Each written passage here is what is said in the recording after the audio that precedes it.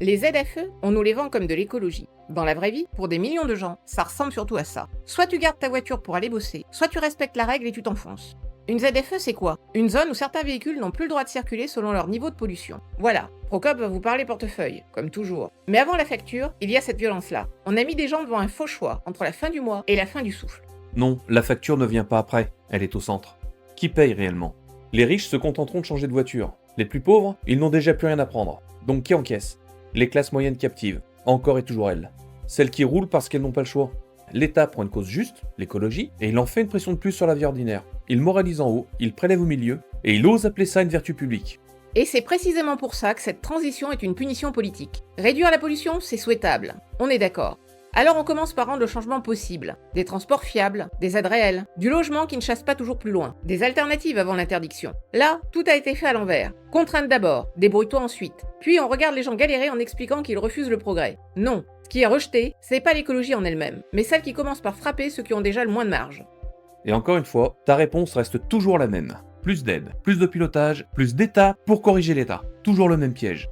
Un appareil surendetté, maladroit, incapable d'assumer ses propres dégâts, n'a ni les moyens ni la légitimité pour réorganiser la vie quotidienne de millions de personnes. Je suis désolé. Il promet, il subventionne de travers et il interdit. Les ZFE ne sont pas un raté isolé. C'est la suite logique d'un système qui remplace l'efficacité par la consigne, puis la consigne par la morale. Sauf qu'en plus, c'est une écologie de classe. Parce qu'on individualise la faute sur l'automobiliste pauvre, pour éviter de regarder les causes réelles. Logement inaccessible, éloignement forcé des travailleurs, zone commerciale plantée n'importe où, horaires décalés, transport absent ou inutilisable.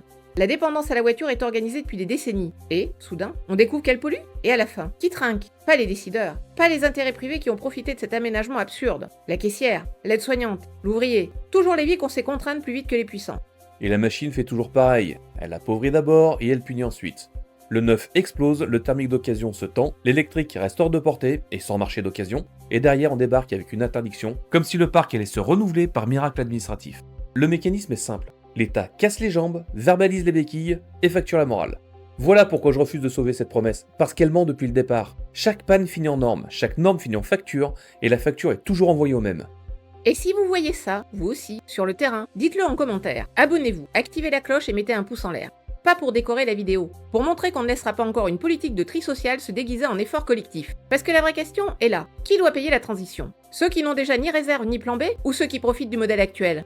Et non, abandonner l'ambition écologique ne règle rien. L'air pollué, lui, ne tombe pas au hasard. Ce sont souvent les quartiers populaires, les gens près des grands axes, ceux qui cumulent déjà les nuisances, qui prennent le pire. Donc le sujet n'est pas de renoncer.